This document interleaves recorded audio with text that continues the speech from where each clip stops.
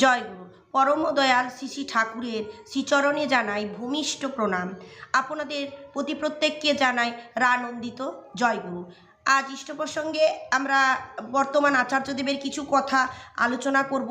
এই যে ডিপি ওয়ার্কসের যে কাজের জোয়ার এসেছে, আমরা সকলেই যোগ দিতে চাইছি ডিপি ওয়ার্কসের কাজ। এই ডিপি ওয়ার্কসের কাজে যোগ দিলে আমাদের কি কি সুবিধা হতে পারে এবং এটা পুরোপুরি ভেঙে বিশ্লেষণ করলেন বর্তমান আচার্যদেব। আজকে তারই কিছু কথা আপনাদের সামনে আলোচনা করব। যদিও এই আলোচনা পত্রিকাটা একেবারে রিসেন্ট 4 ফেব্রুয়ারি 2026-এর। তো আজকে এই নিয়ে আমরা আলোচনা করব। অ্যাকচুয়াল আমরা নিজেও জানি না যে আমরা কারা কে ঠাকুরের আর কে ঠাকুরের নয়। কেবলমাত্র ভোগ নিবেদন করে একবার জয়গুরু বলে সাদা পোশাক পরা মানুষই যে ঠাকুরের, এমনটা নয়। আর ঠাকুরের কে নয়, এই কথাই আচার্যদেব একদম ভেঙে পরিষ্কার করে বোঝালেন। কথা প্রসঙ্গে ঠাকুর একদিন বলছেন, বলতে বলতে আমার গলা চিরে গেল, গলার নালি ফাঁক হয়ে গেল, সুপুরি পক করে ঢুকে যায়, তবুও তোমাদের চেতনা হলো না। ঠাকুর বললেন, তোমার ঠাকুরত্ব না জাগলে কেহ তোমার কেন্দ্রও নয়, ঠাকুরও নয়। আমি আমার মতো করে বুঝতে চেষ্টা করছি এই ঠাকুরত্ব বিষয়টা ঠিক কি। আমি যা বুঝি ঠাকুরের গুণ, অবস্থা, প্রকৃতি, তার ভাব, যার চরিত্রে প্রকাশ পায়নি, বস্তুত কেউই তার কেন্দ্র নয়, কেউই তার ঠাকুর নয়। দেখুন, আমার ঠাকুরত্ব জেগেছে, কিভাবে বুঝবে লোকে? আমার ঠাকুরের দিকে কেউ দেখবে না, লোকে দেখবে আমার দিকে।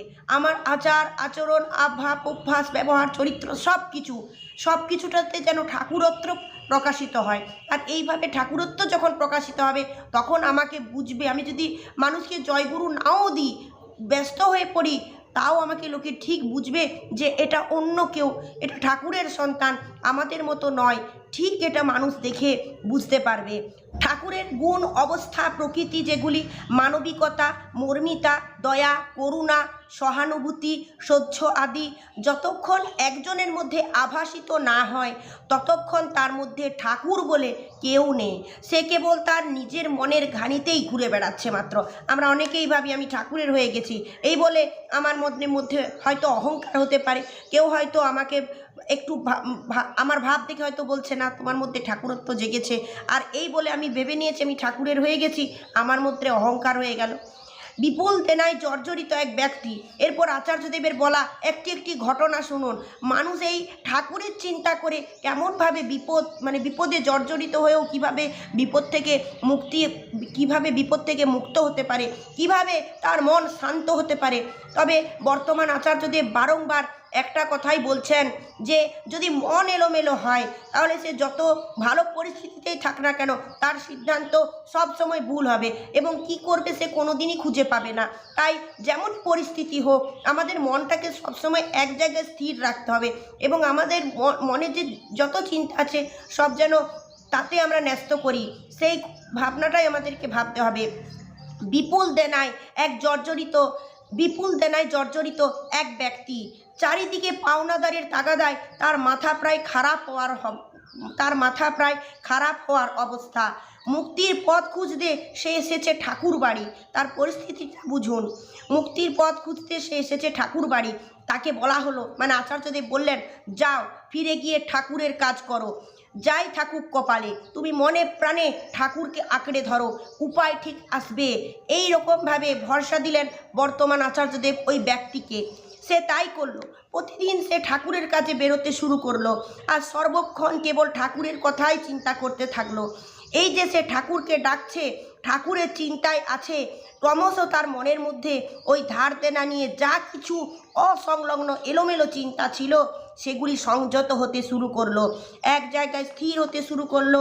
বাঁধনে এলো মনটা। এই স্থির চিন্তা থেকে সে সিদ্ধান্ত নিল সয়াবিনের দুধ দিয়ে যে ছানা তৈরি হয়, যাকে টোফু বলে, সে ওই জিনিসের ব্যবসা করবে। দেখা গেল এই ব্যবসা করে কয়েক বছরের মধ্যে একে একে সমস্ত ঋণ চুকিয়ে সে এখন লক্ষপতি হয়ে গেছে। বুঝে দেখুন, যাকে পাওনাদাররা যার মাথা খারাপ করে দিচ্ছিল সে এখন লক্ষপতি। কি করে হলো? কোথা থেকে হলো? কিভাবে সে এটা হলো? সে ঠাকুরকে ধরে হলো, ঠাকুরের কথা চিন্তা করলো, সে ঠাকুরকে আঁকড়ে ধরে তার এই পরিণতি হলো। সুতরাং আচার্যদেব বলছেন, মন যখন শান্ত হয় কেবল তখনই আমরা কি করতে হবে সেই দিশা খুঁজে পাই। একজন মাইনে পাচ্ছে না, কি পেনশন আটকে গেছে, এটা তার পরিস্থিতি বটে, বাস্তব পরিস্থিতি, কিন্তু এই পরিস্থিতিতে পড়ে সে যে দুশ্চিন্তায় বিহ্বল হয়ে পড়েছে, অশান্ত হয়ে পড়ছে, তার আসল অসুবিধা কিন্তু এইখানে। কোনখানে? পেনশন পাচ্ছে না, এটা একটা অসুবিধা, কিন্তু এই পেনশন না পাওয়ার দরুন তার মনে যে একটা ঝড় চলছে, আসল অসুবিধাটা কিন্তু এইখানে, কারণ তার মনটা এলোমেলো হয়ে গেছে, মনটা তার স্থির নেই। যদি তার মন শান্ত হয় তখন সে ভাবতে সক্ষম হবে যে এখন এই মুহূর্তে এই বাস্তবের সম্মুখীন হয়ে কি কি উপায় সে অবলম্বন করলে সামনের দিনগুলো সে চালিয়ে নিতে পারবে। বাড়িতে স্ত্রীর সঙ্গে মনোমালিন্য হয়েছে, এটা একটা পরিস্থিতি বটে, কিন্তু তাতে অশান্ত হয়ে সেই অশান্ত মন নিয়ে পুরুষটি যখন কাজে বেরোচ্ছে, দেখা যাচ্ছে যে তার কর্মক্ষেত্রে গিয়েও এলোমেলো চলছে, কোনো কাজ তার ভালো লাগছে না, সহকর্মীদের সঙ্গে দুর্ব্যবহার হয়ে যাচ্ছে, কাজের গুণমান কমে যাচ্ছে। বাড়িতে যে মনোমালিন্য হয়েছে সেটা সত্য ঘটনা, কিন্তু মনটাকে সেই জন্য অশান্ত না করে শান্ত হয়ে সে যদি চিন্তা করে তখন সে গৃহবিবাদ এড়িয়ে মীমাংসার পথ খুঁজে নিতে পারবে। ছেলের চাকরি হচ্ছে না, সেই ছেলেকে কিভাবে উদ্বুদ্ধ করা যায়, বাপ তার পথ খুঁজে পায়, সেই ছেলেকে কিভাবে উদ্বুদ্ধ করা যায়, বাপ তার পথ খুঁজে পাবে। মেয়ের বিয়ে হচ্ছে না, কিভাবে পরিকল্পনা করলে একটি যোগ্য পাত্র পাওয়া যেতে পারে তার উপায় খুঁজে পাবে। তাহলে শান্তির জন্য যুদ্ধ করো না, বরং শান্ত হয়ে যুদ্ধ করো, জয় অনিবার্য। আর কেবল ঠাকুরই পারেন আমাদের এলোমেলো চিন্তা চলনগুলিকে প্রশমিত করে মনটাকে শান্ত করে রাখতে। এই জন্য মানুষের জীবনে ঠাকুর এত প্রয়োজনীয়। আমরা তো শুধু ভাবি দীক্ষা নিয়ে কি হবে, যাজক করে কি হবে, ঠাকুরের কাজ করে কি হবে। এমনি তো অনেক মানুষ, অদীক্ষিত মানুষ আছেন, তারা তো আনন্দে জীবনযাপন করছেন। আমাদের মনে এরকম ভাবনাগুলি প্রায় উদয় হয়, যে ভাবনাগুলি আমাদেরকে ঠাকুরের কাছ থেকে সরিয়ে নেয়। এগুলো সবটাই কিন্তু জেনে রাখবেন নেগেটিভ চিন্তা, এগুলোকে একদম মনে আনবেন না, তাহলে আপনি ঠাকুরের কাছ থেকে অনেকখানি দূরে সরে যাবেন। আপনি ঠাকুরকে পাবেন না যদি এই চিন্তাগুলো মনে উদয় হতে থাকে। উদয় হলেই এগুলোর বিস্তার হবে, তখন আপনি ঠাকুরের কাছ থেকে কিন্তু দূরে সরে যাবেন। ঠাকুরের যে দয়া, ঠাকুরের যে ভালোবাসা, ঠাকুরের কাছ থেকে যেটা পাওনা সেটা কিন্তু আপনি অনুভব করতে পারবেন না। ঠাকুরের দেওয়া কোনো সুযোগ আপনি গ্রহণ করতে পারবেন না। তাই এই ভাবনাগুলো থেকে একদম দূরে সরে থাকুন। আপনার যখন বিপদ আসছে, আপনার যখন ভয় লাগছে, আপনার যখন পরিস্থিতি ভয়ঙ্কর, তখন একমাত্র আপনি ঠাকুরকে আরও জোর করে আঁকড়ে থাকুন, দেখবেন তার দয়ায় আপনি ঠিক পারাপার হয়ে গেছেন। এরকমই অনেক কথাই এখানে আচার্যদেব ভালোভাবে আমাদেরকে ভেঙে বোঝালেন, কিন্তু তাও যদি আমরা না বুঝে কেবলমাত্র ঘরে বসে থাকি, ঠাকুরের কাজগুলোকে না করি, তার চিন্তাগুলোকে মনে আশ্রয় না দিই, তাহলে আমাদের পরিণতি তো খারাপই হবে, তাই না? তার সাথে যুক্ত যখন থাকে মন, তখন মনের সব অশান্তি প্রশমিত হতে থাকে, মন তখন দিশা খুঁজে পায়। এই কথাটাই সমাজকে বুঝিয়ে দেওয়া আমাদের কর্মীদের একমাত্র কাজ। আমরা যে নাম মনন করি, এই নাম কি করে? মাঝ সমুদ্রে একটা জাহাজ যেমন এলোমেলো ঘুরে বেড়াচ্ছিল, নোঙর ফেলতে সে একটা জায়গায় থিত হয়ে গেল, তেমনি আমরা নাম যখন জপ করতে থাকি, তা সে অর্থবোধনা নিয়েই হোক বা অর্থ না জেনে, ওই জপ নোঙরের মতো আমাদের ছড়িয়ে যাওয়া মনকে এক জায়গায় স্থির করে। দেখা যায় আমরা যখন নাম করি তখন ঠাকুরের চিন্তা ছাড়াও হাজারো চিন্তা আমাদের মনের মধ্যে জেগে উঠতে থাকে। ওগুলো আমাদের মনের মধ্যে চাপা রয়ে যাওয়া সেই সব বিষয় যাদের সমাধান এখনো হয়নি, ওগুলো নিয়ে ভাবতে হবে না, বরং ওগুলো থেকে কিভাবে বেরিয়ে আসা যায় সেই চিন্তা করো। চক্রবুয়ে ঢুকে পড়া তো সহজ, কিন্তু সেখান থেকে বার হয়ে আসতে গেলে দরকার নিজে হাত পাক না করে সেই কৃষ্ণ ভগবানের শরণ নেওয়া।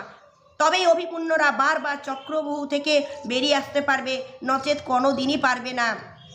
আমরা যখন যে কাজে থাকি না কেন, সে কাজ যে সর্বক্ষেত্রে একদম নির্মল হবে এমনটা নয়। আমরা সবসময় ভালোটা চাই, তাই আমাদের ধৈর্য কম বলে আমাদের চিন্তাগুলো এলোমেলো হয়ে যায়। তার জন্য ধৈর্য, সহ্য এগুলো আমাদের মনের মধ্যে ধরে রাখতে হবে। সব কাজের মধ্যে কোথাও না কোথাও দূষণ লুকিয়েই আছে, কেননা মানুষ যা কিছু নিজের জন্য করে তাতে তার স্বার্থ লুকিয়ে থাকেই। এমনকি সেবার কার্যক্রমের মধ্যেও স্বার্থ থাকতে পারে, গর্হিত ভাব থাকতে পারে। একজন রাজনৈতিক নেতা যখন সমাজ সেবামূলক কিছু করে, পিছনে তার বাসনা থাকে যে জনতা তার পক্ষে চলে আসে। তাই একমাত্র ইষ্টকার্য যদি হয়, যে কাজ আমি নিছক মঙ্গল উদ্দেশ্য নিয়েই করছি, তখনই কেবল তার দূষণকে রোধ করতে পারে, নচেত তা বেকুবি হয়ে উঠবে। এই পৃষ্ঠাতে আরও অনেক কথা আছে যেগুলো আচার্যদেব আমাদের উদ্দেশ্যে বলেছেন। তাই আপনার মনকে আপনাকে শান্ত করতেই হবে।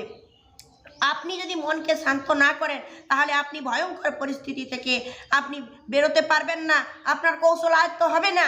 কেবলমাত্র আপনি ঠাকুরকে যদি আঁকড়ে ধরেন, আপনার এলোমেলো মনকে যদি আপনি স্থির করেন, তবেই আপনি পারবেন সেই এলোমেলো চিন্তা থেকে মনকে বের করে আনতে। তার জন্য আমাদের উচিত আমাদের চিন্তাগুলিকে তার সঙ্গে যুক্ত করা। এইভাবেই আচার্যদেবের আরও অনেক কথা আছে, আশীর্বাদ আছে, যেগুলো আপনাদের সামনে আমি নেক্সট এসে আলোচনা করব। আজ এই পর্যন্ত। আপনারা সকলে সুস্থ থাকুন, ভালো থাকুন, আর মনে সবসময় তার চিন্তা করুন। জয় গুরু।